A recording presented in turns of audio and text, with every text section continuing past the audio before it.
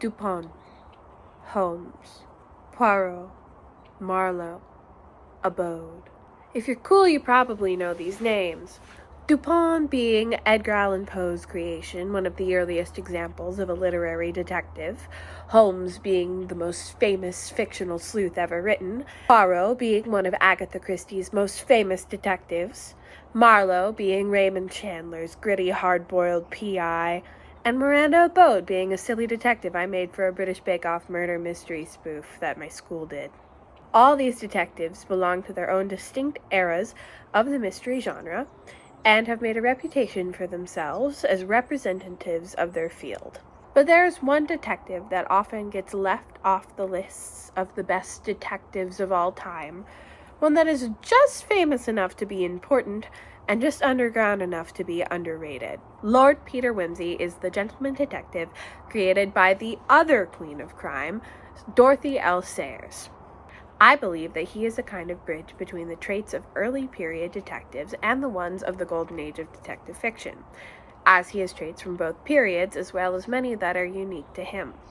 His stories overlap with the final era of Holmes stories, with the first of a series of 11 novels and 4 short story collections being Whose Body, published in 1923. The novel tells a tale of our titular character solving the mystery of how a naked corpse ended up in the bathtub of a mild-mannered architect who has no idea how it got there, or who the body belonged to.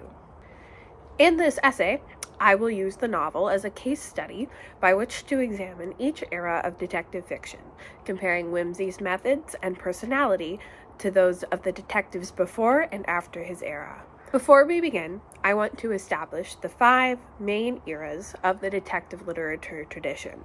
The first is the early period, beginning with C. Auguste Dupin, and defined by Sherlock Holmes, beginning in the late 1880s and ending in the early 1910s. The second is the Golden Age, which is the post-World War I reaction to the disorder that the war caused, lasting from the 20s to the 40s, when the horrors of World War II made it much harder to enjoy.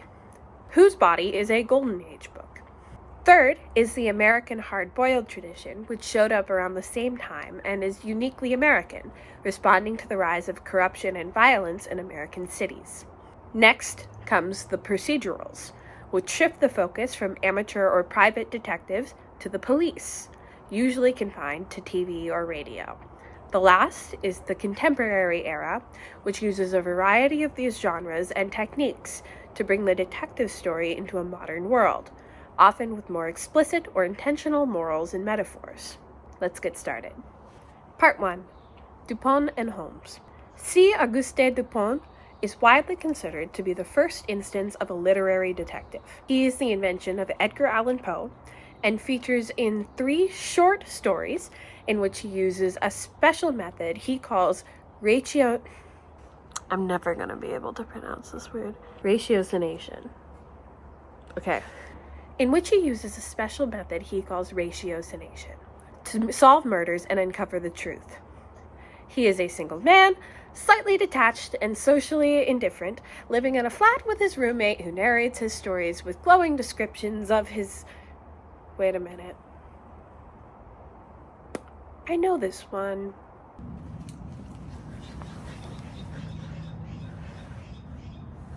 I don't actually have any Sherlock Holmes cosplay. Sherlock Holmes is inarguably the most famous detective ever written, with many iterations. Sir Arthur Conan Doyle took the groundwork that Poe laid out with Dupin and perfected it, making a detective so iconic that Doyle grew to loathe his creation for overshadowing his other work. Name one Doyle book that's not Holmes. I challenge you. Miss Reed, you don't count, I know you can't.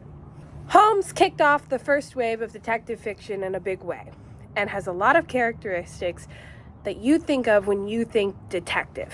Emotionally detached, obsessive, slightly whimsical, socially challenged, may or may not be romantically intertwined with his roommate who keeps following him around with a pen. All of these are staples of the genre.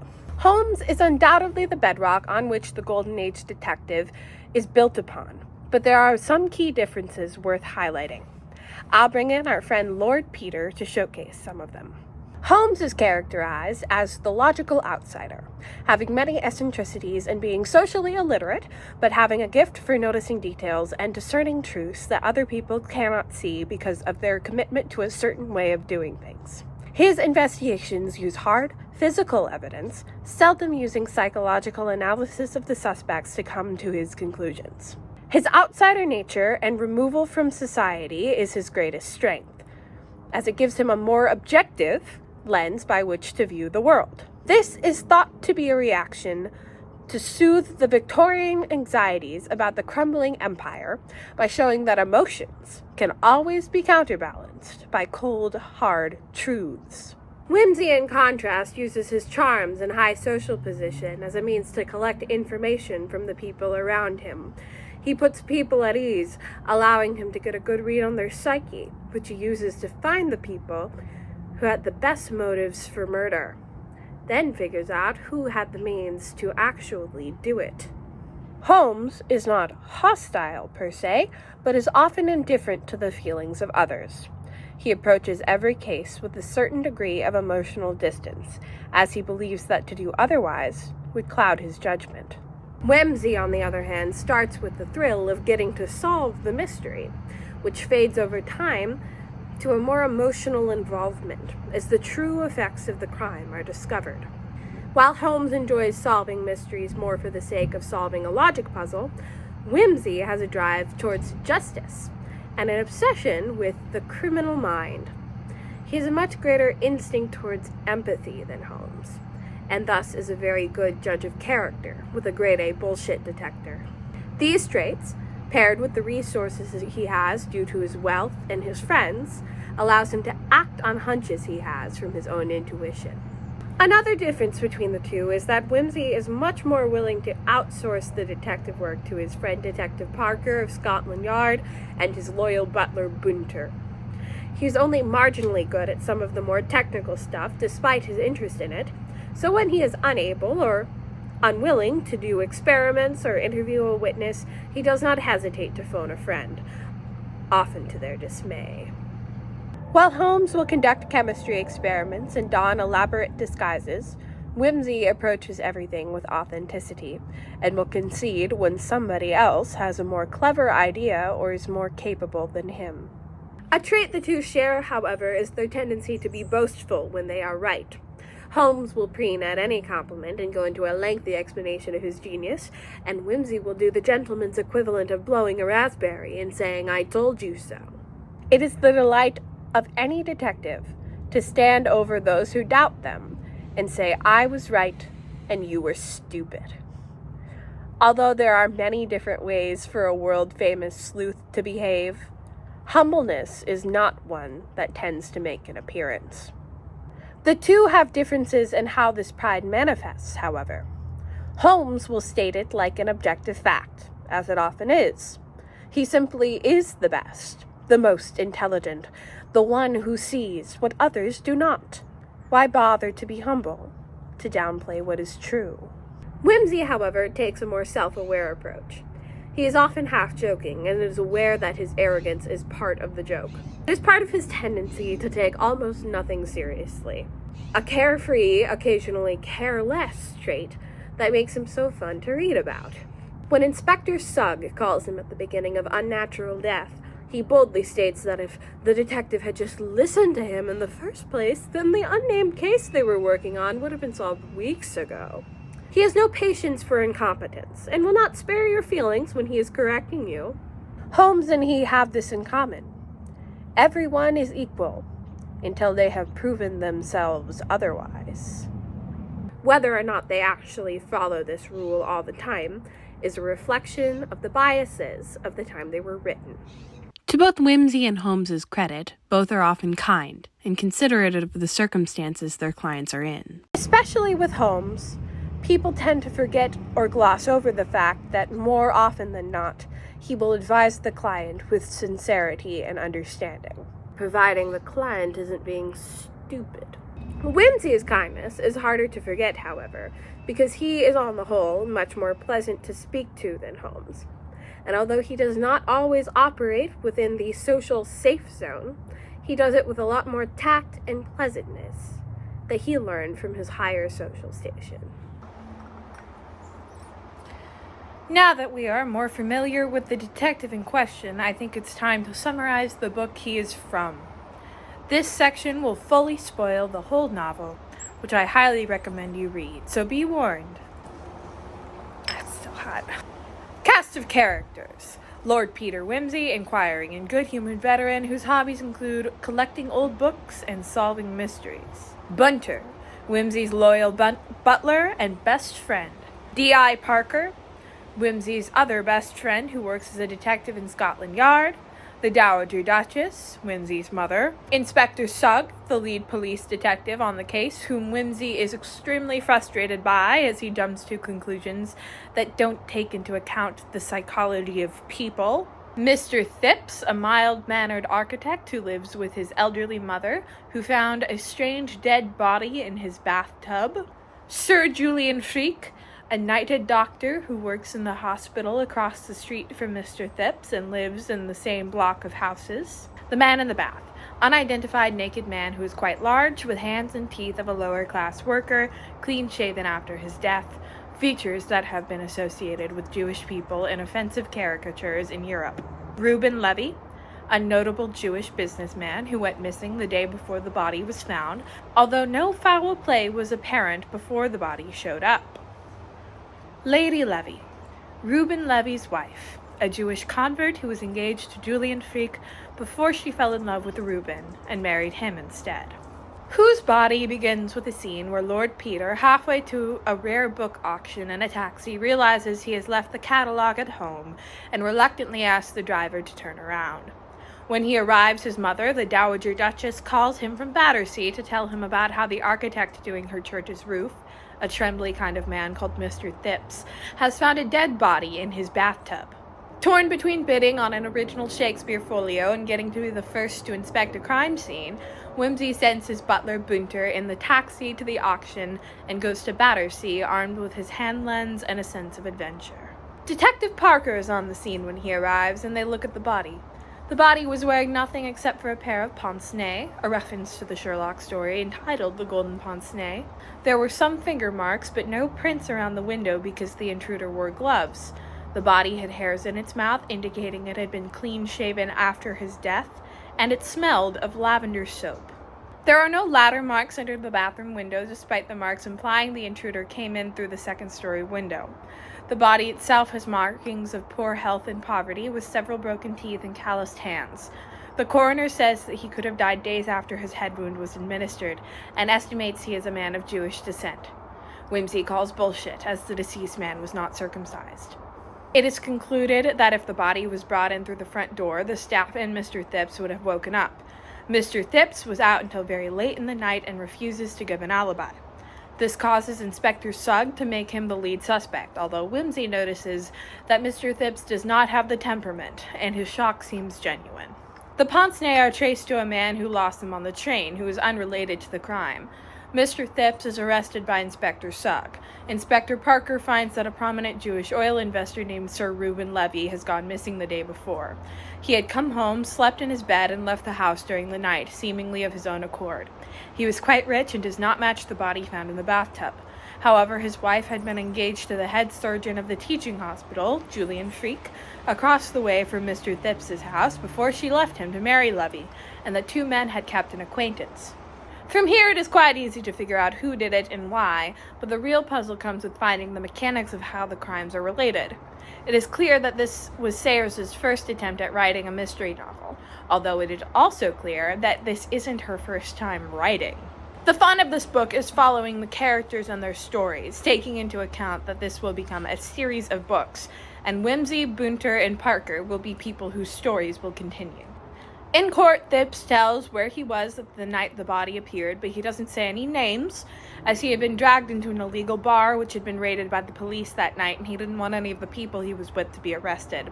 His servants confirm that there would have been no way to hide or bring a body into the house that they wouldn't have noticed, and they didn't notice anything. Peter goes home and thinks about it, and figures out the connection between the two crimes in this beautifully written excerpt. And then it happened. the thing he had been half unconsciously expecting. It happened suddenly, surely, as unmistakably as sunrise.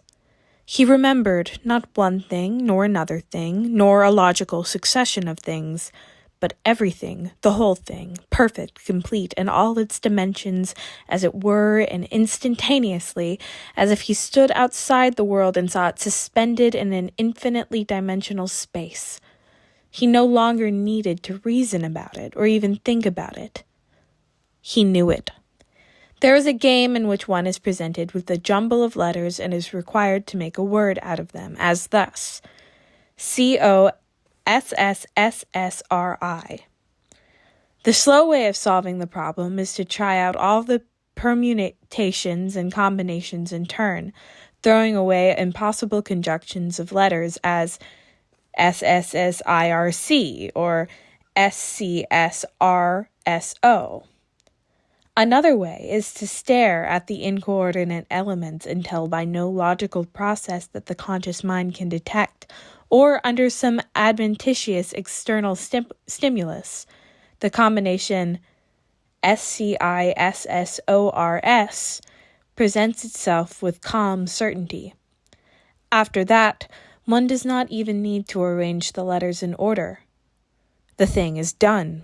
Lord Peter Wimsey was not a young man who habitually took himself very seriously, but this time he was frankly appalled. "It's impossible," said his reason feebly. "Crede qu'il impossible," said his interior certainty with impervious self-satisfaction. "All right," said his conscience, instantly allying itself with blind faith. "What are you going to do about it?" God, my French is terrible. The revelation of who did it and the gruesome way he suspects that Levy's body was disposed of unsettles Wimsey deeply. This is the start of what will turn into a flare-up of his shell-shock-induced nightmares and a nervous breakdown later in the narrative. Wimsey goes to his brother's country estate and asks Bunter to find a way to speak to Julian Freke's butler. Bunter finds him in a bar, takes him to the house, and gets him drunk, and finds out that Freke came home quite late the night the body was found and took a long bath, leaving the water on for about 15 minutes. The old piping in the house made the water so incredibly loud that it kept his butler and maid awake and drowned out any other noise from downstairs. Wimsey hosts a gathering, inviting one of the medical students who does dissections on the cadavers in Freke's hospital. Using his exceptional social skills, he innocently gets the student to reveal in casual conversation that on the day that Levy went missing, a cadaver who was meant to be that of a man from a workhouse was dissected and studied. This body matched the description of Levy and had died from the same sort of head wound that the body in the bathtub had died from. That night, Wimsey has horrible flashback nightmares from his time in World War I.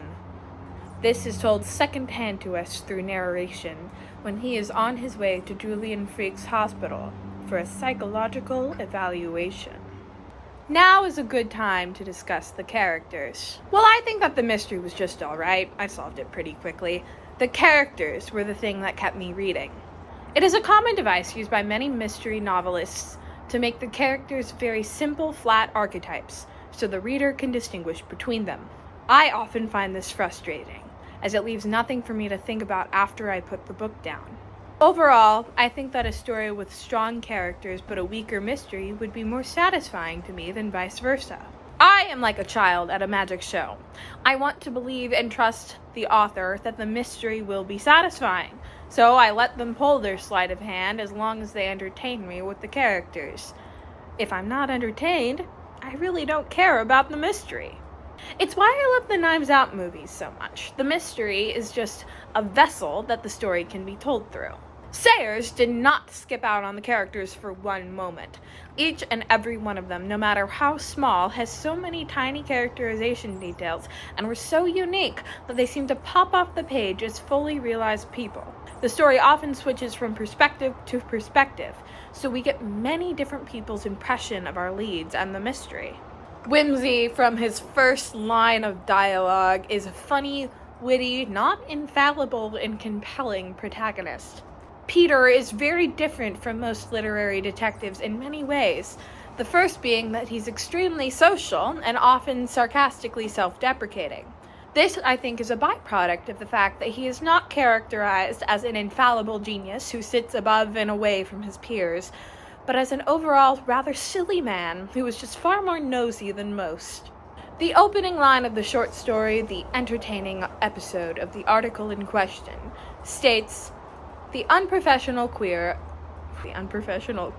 that's me. The unprofessional career of Lord Peter Wimsey was regulated, though the word has no particular propriety in this connection, by a persistent and undignified inquisitiveness. It turns out, if someone asks more questions than the average person, they will end up with more answers than the average person. It is in this way that he almost resembles many archetypes of a lady detective from the pre-Golden Age era, a high-class person whose social skills and gossipy nature causes them to find more leads than a traditional investigator. Golden Age detectives tend to be social outsiders to some extent, a trait they picked up from detectives like Dupin and Holmes. A detective is often portrayed like a scientist, observing and putting together everything until they find the reason something happened. A scientist must be objective and unbiased, so a detective must be too. The easiest way to do this is to make them an other in some way. Poirot is foreign. Marple is an old spinster. Holmes is autistic. They are not part of the mess, so they can hover above it and see the whole picture clearly. Wimsey, in contrast, is part of the in-group. This is his greatest strength. He knows how the people around him think and act, what pushes their buttons, and so on. He knows how to navigate the world he is investigating, and he chooses to go deeper than most people around him choose to. Another important influence on the Golden Age that enhances the reading of Whose Body is the fact that it is all a reaction to World War I. A war of that size and brutality had not been seen in the history of the Western world before, and the ripple effects proved to shake society to its core. The fragility of things that had been taken for granted left this gaping pit of despair and chaos that was no longer ignorable. Americans and Britons reacted to this in very different ways, but both created a robust and intricate detective literature tradition to combat it, with the Americans making the hard-boiled genre and the Brits making the Golden Age. The structure of a Golden Age mystery, built upon a closed setting in which one evil person could be found through logical reasoning, provided a, quote, comforting lie that order can be restored, if and when corruption can be vanquished. A very important part of Wimsey's character, one that becomes quite important in informing all his actions in the next scene, is that he is a veteran of World War I who suffers from PTSD.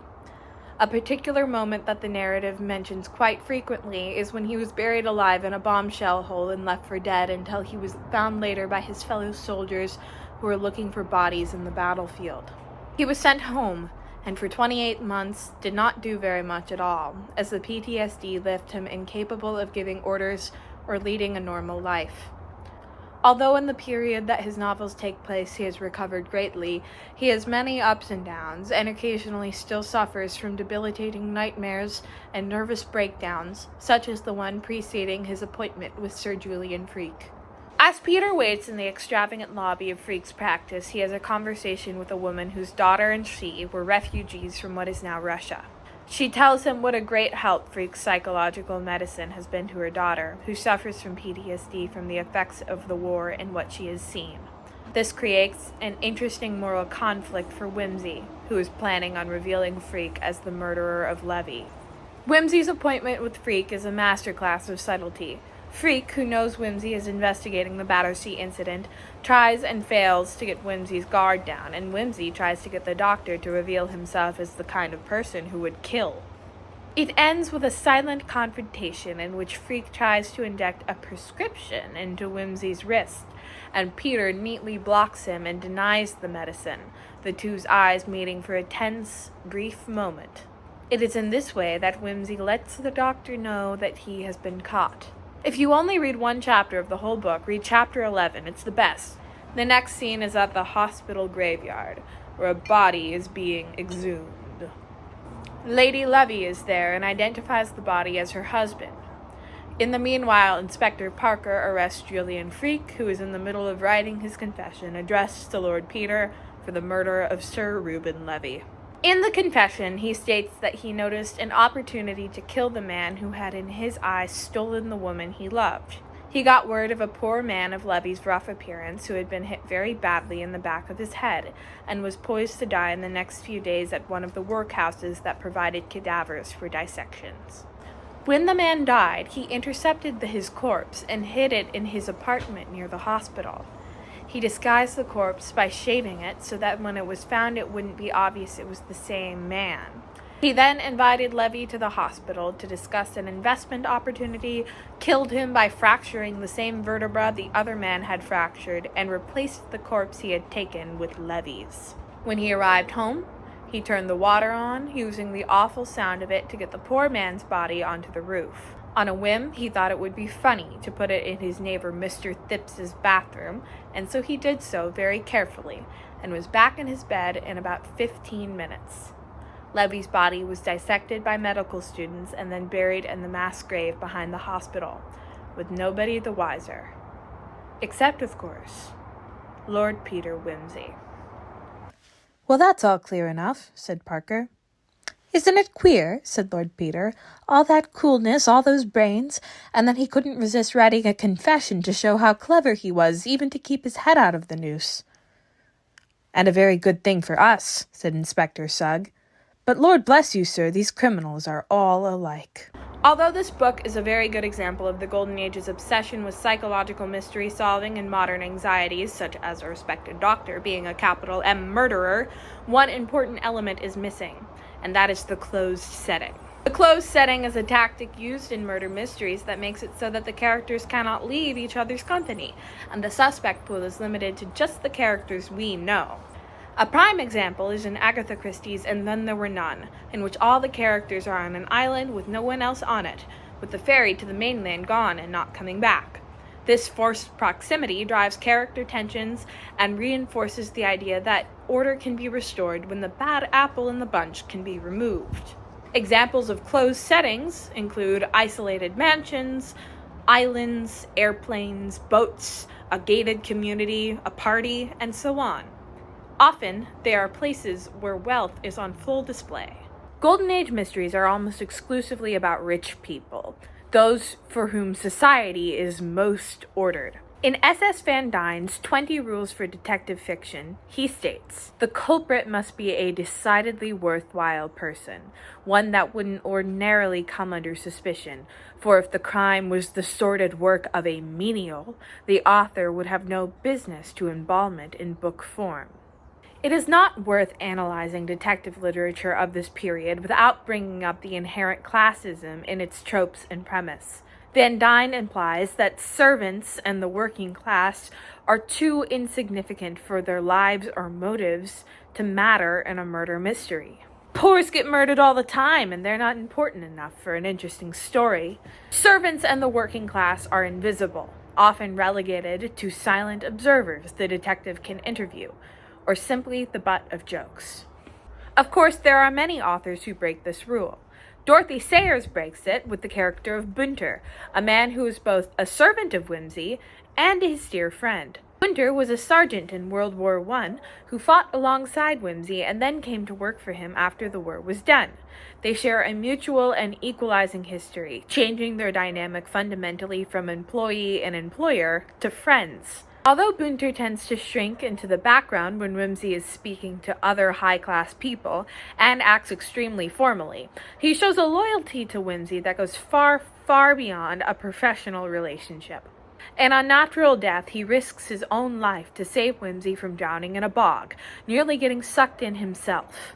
In The Fascinating Problem of Uncle Melliger's Will, he does crosswords with Peter. He compliments Wimsey with genuine and mutual admiration, is instrumental to investigations, and brings a unique set of skills to the table, such as photography. For example, there is no way that Wimsey would have been able to get Freak's butler to share the information about the bath and the pipes. It was the fact that Bunter is a working-class servant that makes him able to navigate that interaction and gain enough trust to get any information at all. It is very clear that Wimsey sees him as an equal and extremely valuable friend, whose good opinion is taken into account and valued, and whose judgments are implicitly trusted.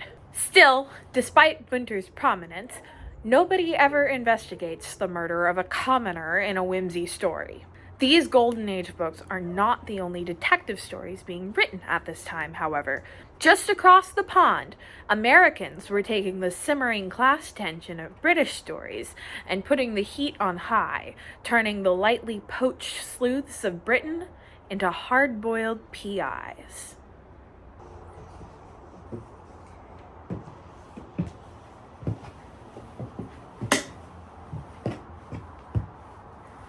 America had a very different experience after World War II than the Brits. You can tell just by looking at the difference between their detective stories. Prohibition revealed that the rich could get away with plenty that the poor could not. Organized crime proved that law enforcement was either inept or corrupt. The Great Depression brought emigrants from Dust Bowl-ravaged states into cities where they were chewed up and spat out by the machine. The small-scale, almost cozy murder mystery where a rich amateur toddled around talking to people until the crime was magically solved was seen to many as an intellectually dishonest relic, in the words of author Raymond Chandler. As a response to this corrupt and chaotic world, the American hard-boiled genre was born. Let me tell you a little something about the hard-boiled detective. He, and until very late into the movement, he was always a he, isn't some rich, pompous dipshit who stops talking to people because I smoked a cigar with a nice brandy. He couldn't afford nice brandy at all. Instead, he's a working-class, rough-and-tumble guy who's used to having to escape by the skin of his teeth. He has a strict, morally ambiguous code.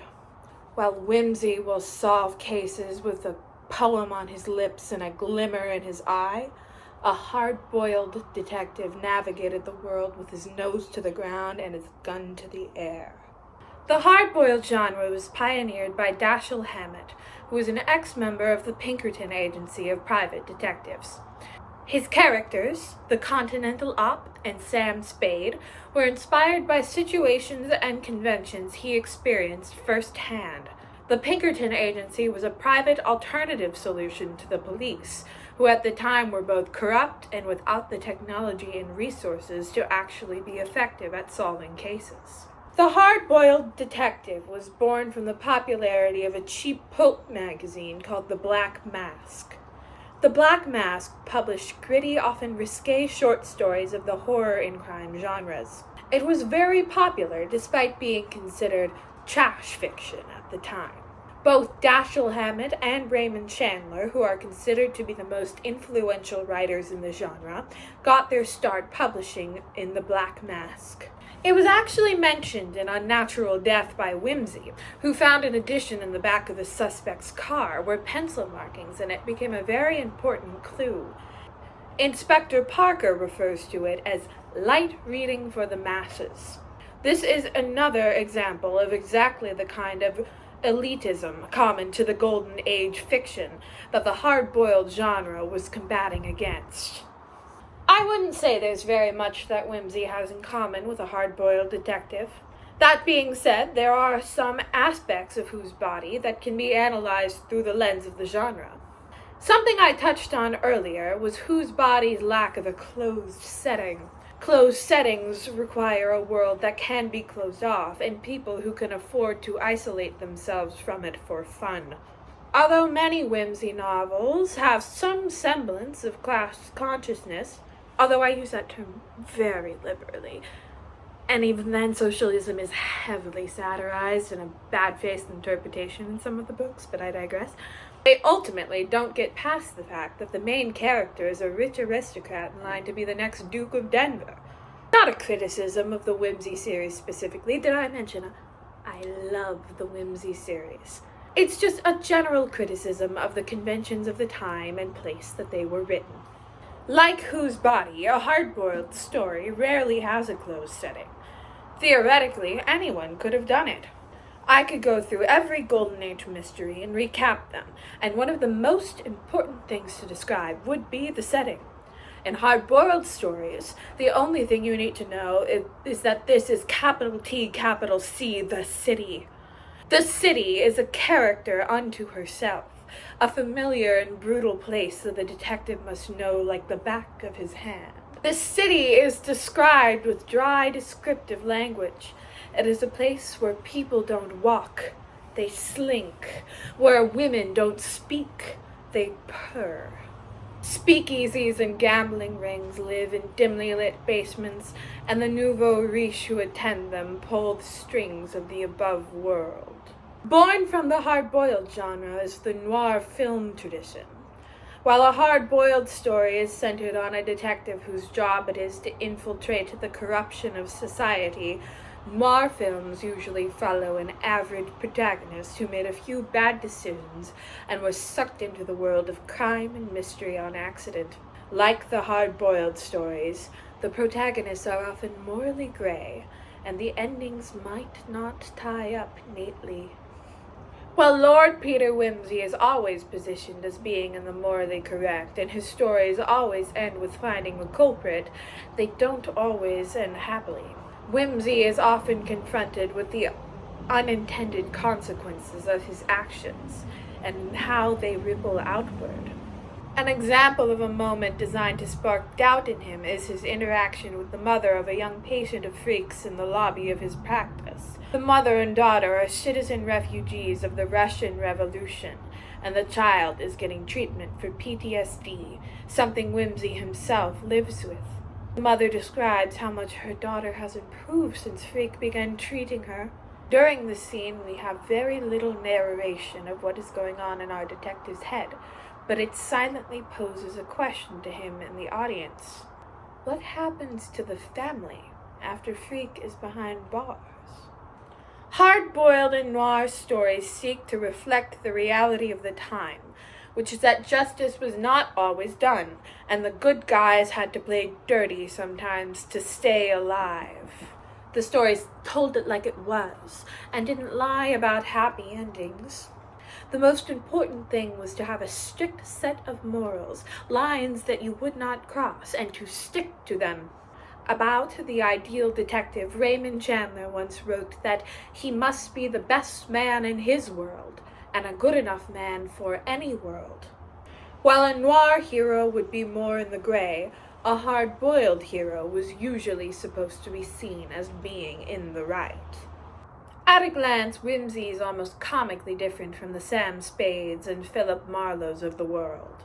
He preens and scoffs and socializes and dresses with elegance, but he does have a hard shell under his soft exterior that occasionally makes an appearance. He has lines he will not cross, and will put himself in danger to test whether or not he is right. His background in the Great War proves that although he doesn't have a killing bone in his body, he is no stranger to suffering and violence. He is not hard-boiled, no, but I think he is in conversation with the pot.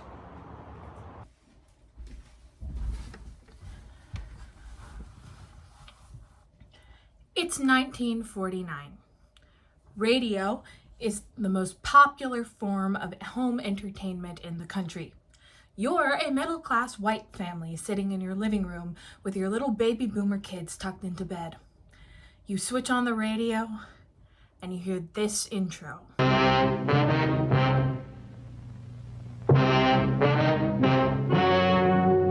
Ladies and gentlemen, the story you are about to see is true. The names have been changed to protect the innocent.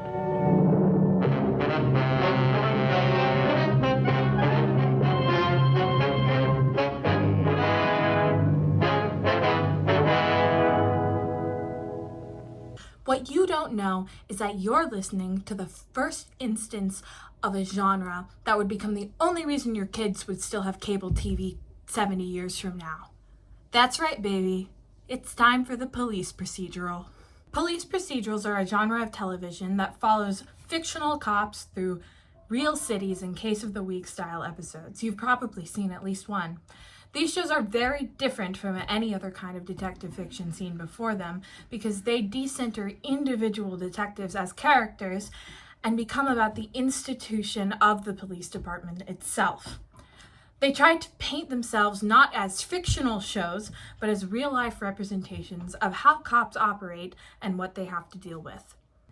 Procedurals use dry, almost clinical language when they discuss crime scenes. They aren't afraid of a little gore.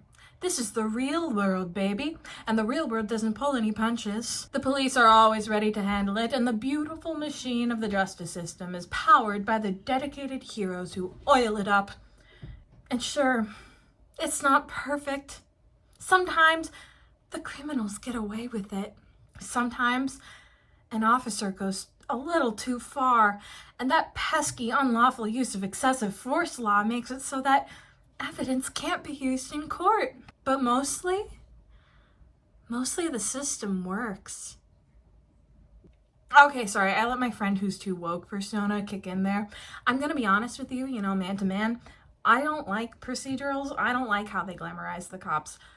I don't feel particularly qualified or prepared to have this conversation right now, especially in what is just a timeline for the history of detective fiction told through the lens of a weird detective I found from the golden age. But I do believe that detective fiction's relationship with police work is incredibly interesting and complicated and worth discussing. If you want to understand a little of my view on how these shows create a harmful mythology around the police, I highly recommend Skip Intro's series on propaganda. They do fantastic work with many thoroughly researched videos on everything from Law and Order to Paw Patrol, all of which give a lot of insight and nuanced conversation about the police procedurals genre's misrepresentation of the police and why it's harmful, with all their sources linked in the description. Okay, digressing now.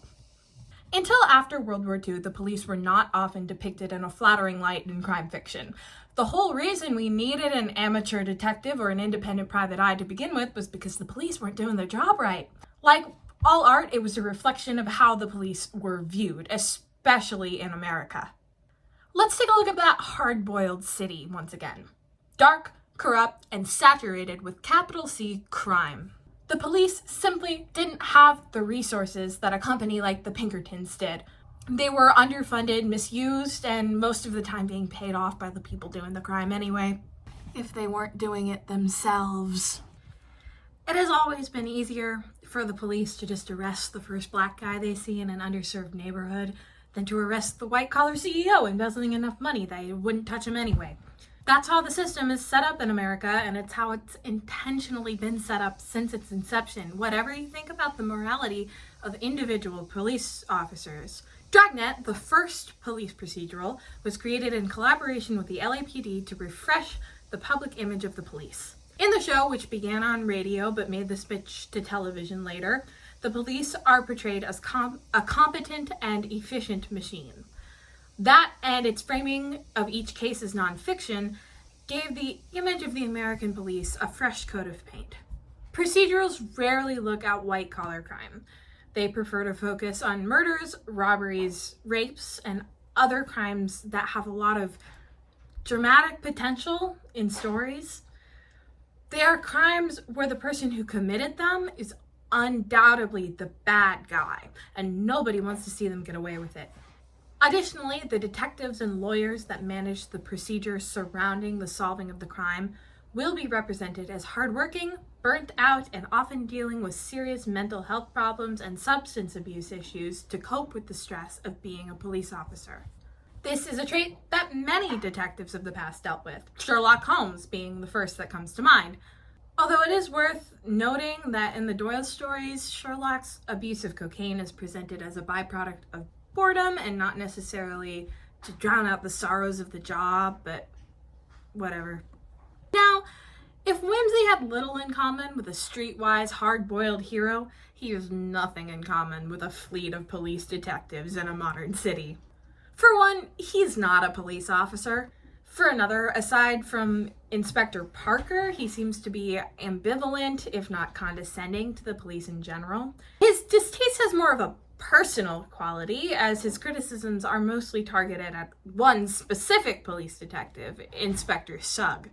His independence from the police is his primary advantage in investigations.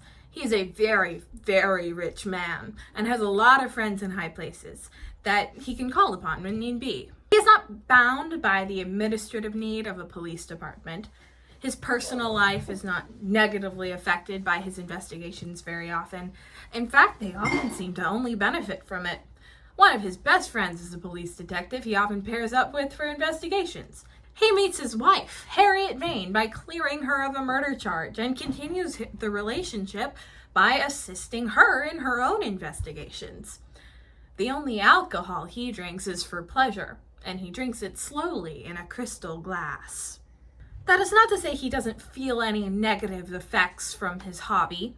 As I spoke on before, there are many instances of him questioning the consequences of revealing a culprit and having to reckon with his place in society as a very rich man. At some points, he loathes himself for his inability to let things go. Although all of crime fiction concerns itself with the question of what is the most moral option as opposed to the legal option, stories with police at the center of the story bring a much less hypothetical perspective to it.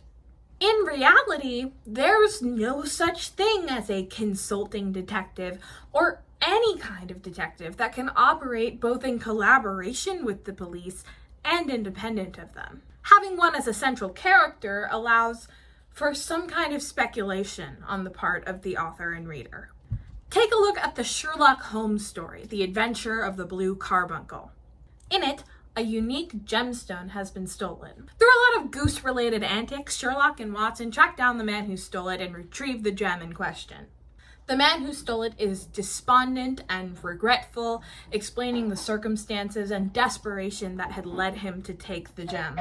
If Sherlock did the legal thing, this man would likely spend a lot of time in prison, losing any semblance of a happy future. Sherlock estimated that this man was no sticky-fingered genius, that he was unlikely to repeat the offense, and that his legal punishment would be far greater than the crime he committed.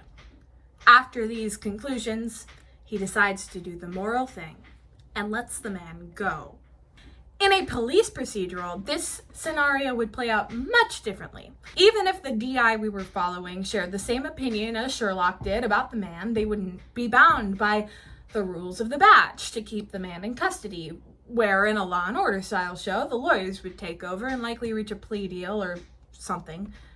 The investigation would be less meandering, as we couldn't follow the albeit well-informed whims of what is essentially a random man with a small business. We would have to follow the procedure that this type of crime mandates in a legal capacity. Additionally, the story would not follow one character, but instead be about the protagonal collective, which is the ensemble of characters that make up every aspect of an investigation. The detective is not the main character.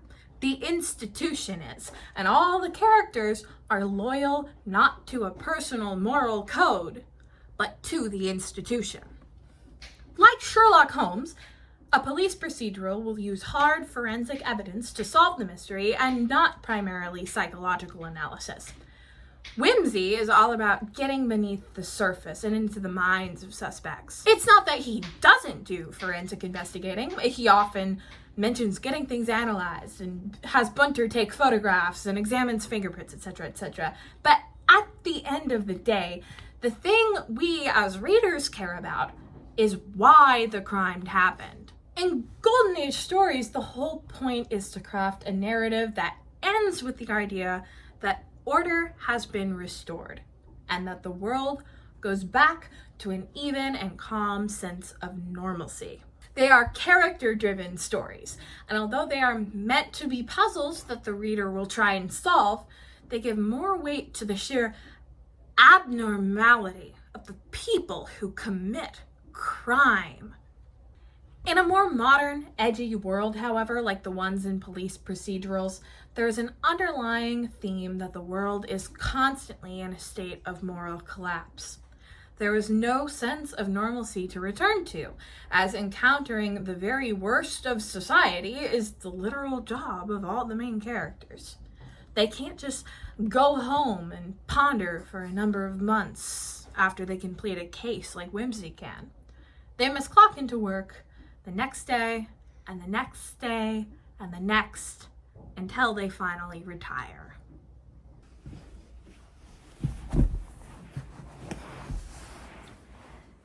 After police procedurals took off, the detective literature genre exploded in all directions. It kick-started the modern age of detective fiction, where solid lines and simple archetypes are no longer a viable way to analyze the state of things. One of the most significant developments of the era we are in right now is that these stories are no longer pretending that they aren't saying anything political. A modern detective story often, and with great pains, crafts a mystery that is meant to service a story, not the other way around. Something you might have noticed throughout this video is my consistent use of the pronoun he when referring to the archetypal detective in any given genre. This was very intentional. Although female sleuths have been around since the beginning, when sifting through detective fiction as a whole, you will find almost entirely male detectives. The female detective began to appear more in the Golden Age, while she was essentially non-existent in all of the hard-boiled era. In the early period, she would dabble in one or two mysteries before finally coming to her senses and settling down for her wifely duties. In the 80s, there was a massive response to the overwhelming amount of male detectives in specifically American detective fiction, where female authors like Sue Grafton and Sarah Paretsky began writing first-person books with a similar element of sarcasm, wit, and gritty violence as a typical hard-boiled story, but with a woman as the private eye. These characters both added female voices to the table and fundamentally reworked the archetypal hard-boiled detective. No longer could you write a detached, ambiguous hero whose backstory and motivations were largely unexplored. Now, these female PIs brought the idea of someone who had a complex personal history, her own traumas and follies, and who often had personal stakes in her cases because of it. This was deeply needed. In Golden Age works, female authors like Agatha Christie, Dorothy L. Sayers, and Ngaio Marsh were highly respected queens of the genre. In hard-boiled stories up until the 80s, almost every prominent author was a man, and thus almost every prominent female character was a sex object and or a non-character. Competent, not sexualized, and gritty women whose stories were being told in their own voice changed the game. After Kinsey Millhone and V.I. Warsharsky broke the glass ceiling, female sleuths became much more popular. Dorothy L. Sayers was an interesting woman. She was born into a deeply religious family in 1893, with her father being headmaster of a private Christian school and her mother being descended from landed gentry. She would remain deeply religious for her whole life, quitting detective literature altogether in 1935 to write religious essays and commentaries instead. She would often say that her translation of Dante's Divine Comedy was her magnum opus, and she thought it was what she would be remembered for. In 1924, she had an extramarital affair with a man named Bill White. Previously, she had been in a very intense but unconsummated relationship with a man named John Kornos. The reason it was unconsummated was because he had not wanted kids and she wouldn't use contraception because of her religious beliefs. In 1924, 2 years after she and John broke up, however, Bill White and she had a relationship where she became pregnant, after which he revealed that he was married the whole time and left her. She gave her son to her sister to raise, as if it got out that she had had a child out of wedlock, it would have been a massive scandal. It was only after her death that the truth of her son's parentage came out. I think this perspective gave Sayers a very interesting perspective on feminism. Lord Peter's father, who died before the events of the book, was a very conservative man. He entailed all his money in such a way that Peter's sister Mary would have all her money controlled by Peter's brother until she was married. In Clouds of Witness, this is framed by both Mary and Peter as a damn nasty thing to do. The Wimsey family at large thinks that women should have their own careers and money independent of men. Now, this doesn't mean that Wimsey is some crazy socially progressive guy, however. This is made evident when put next to Mary, who is a member of the Socialist Party. She is framed as flighty, idealistic, and stupid, and only the most extreme and unlikely of her takes are ever mentioned, and only to be mocked. The message is clear. How the world is largely how it should be. In the unpleasantness at the Bologna Club, he responds with approval to the story of a family shunning their daughter after she had eloped with a non-noble man to escape marrying the man her family had wanted her with. Highly proper. I'm determined never to be a parent. Modern manners and the breakup of the final traditions have simply ruined the business. Some of these beliefs are challenged later in the series with the introduction of the character of Harriet Vane. Vane debuts in the novel Strong Poison, where she has been framed for the murder of her longtime boyfriend who she was cohabitating with. Peter goes to visit her in prison, falls instantly in love with her, and sets out to prove her innocence. He does, and she firmly declines his marriage proposals, despite being very grateful to him. She then goes on to star in 3 more novels with Lord Peter: Have His Carcass, Gaudy Night, and Busman's Honeymoon. Much like Sayers herself, Harriet is a brunette mystery writer who has a jaded view on marriage. She is fiercely independent and fiercely competent. A modern woman, if there ever was one. To get married, in her eyes, is to allow that autonomy to be taken from her. Although she has a fondness for Peter, she refuses his proposals in Strong Poison and Have His Carcass because she does not believe that she can be both a wife and a professional woman at the same time. This conflict between her need to remain independent and her growing affection for Wimsey culminates in Gaudy Night, which is considered by many to be Sayers' best novel, and one of the first feminist detective novels. The mystery demands that Harriet decide once and for all if she, and by implication women in general, can do both and be happy.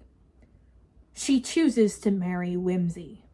Unlike many other young female sleuths before her, her personal ambitions do not end as soon as there is a ring on her finger. Peter does not expect her to be a housewife above all other things, and she would not have married him if he did.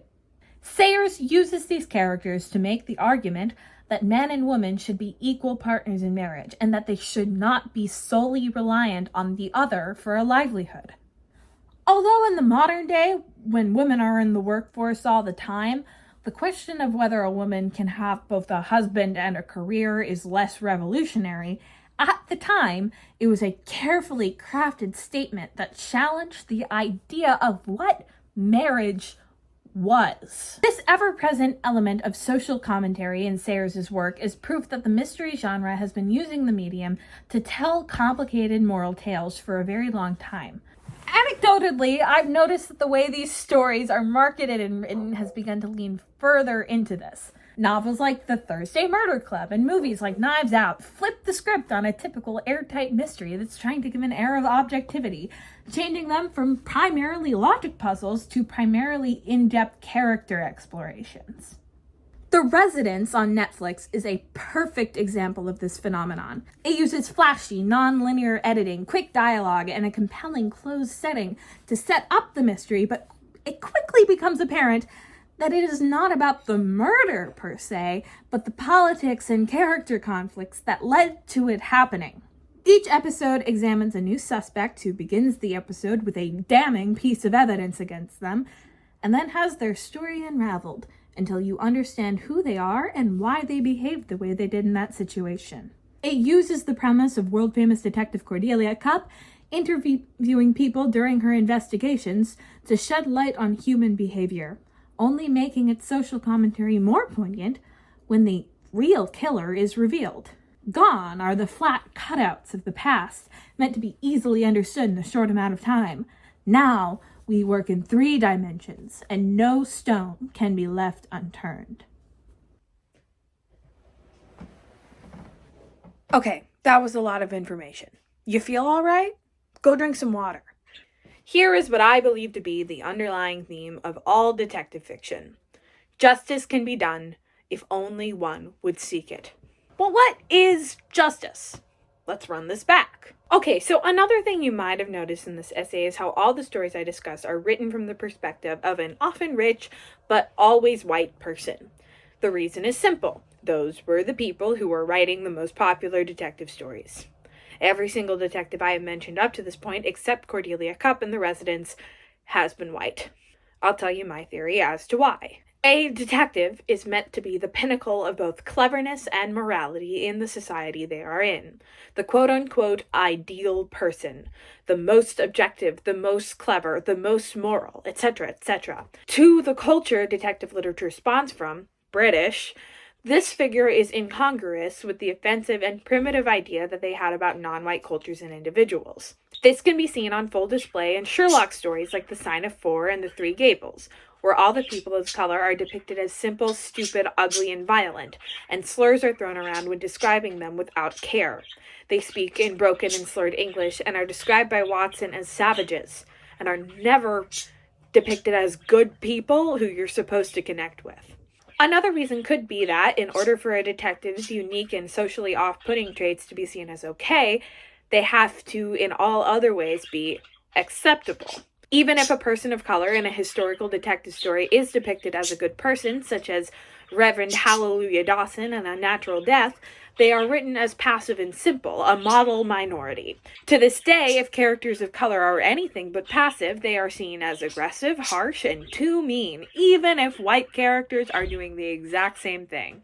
When Lord Peter Wimsey sticks his nose into the unpleasantness at the Bologna Club, he is an annoyance. If he were anything but white and rich, he would be a trespasser. Now, remember the practice of creating simple characters with a few defining characteristics that the reader can easily identify?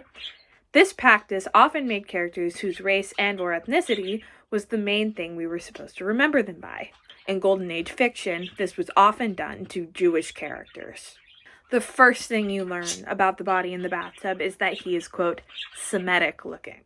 The first thing you learn about Reuben Levy is that he's a rich Jew, and then you get this whole bafflingly offensive monologue from the Dowager Duchess about all her opinions about Jewish people. There's this part where it's said that Levy takes buses instead of cabs because he's so stingy about money, and believe it or not, this is a relatively tame depiction of a Jewish stereotype for this time period. At least, ultimately, Levy is depicted as a good person and husband whose death is a tragedy. That's more than can be said about a lot of Jewish characters at the time. There are many things that almost every culture across the world sees as categorically bad. One that's pretty universal is murder. However, when murder is committed, every culture has a different way to respond to it. The perceived appropriate consequence of the crime committed is what we call justice. Justice is not always what the law says, and since there are so many different ways for people to feel about things, what each individual perceives as justice will change. For example, if a woman was raped and then murdered her rapist, some would say that's justice, that they had it coming. Others might say that murder is murder, no matter the motive. The law would say that she would go to jail for it if she was convicted. Now, if I were a mystery writer, and I wanted to make the point that she was not wrong, I might make my detective character choose not to turn her in at the end of the story. I would write an independent, private, or amateur sleuth instead of a police detective, as a police officer likely wouldn't make that choice. My personal and cultural perspective as an angry woman would influence what I perceive to be justice. It is important when reading detective literature to not forget that it, like all other forms of art, is an amalgamation of both the author's experience and the culture that the author comes from. This can be tricky for a lot of people because detective fiction is one genre that tries to present all its commentary as objective truths. This makes biases like racism, sexism, and the likes come right up to the surface, shown proudly like a badge of honor. The next time you pick up a Lord Peter Wimsey book, pay attention to those kinds of things. And remember that nothing exists in a vacuum. Thank you so much for watching. This is a school project I made for my History of Detective Fiction class. I had a lot of fun making this, and I hope you learned a thing or two. Like the video if you enjoyed it, and if you want to see more, I've been thinking about getting back into making these over the summer if that interests you. Go read Lord Peter Wimsey if you haven't. Those books rock. Stay whimsical, my friends.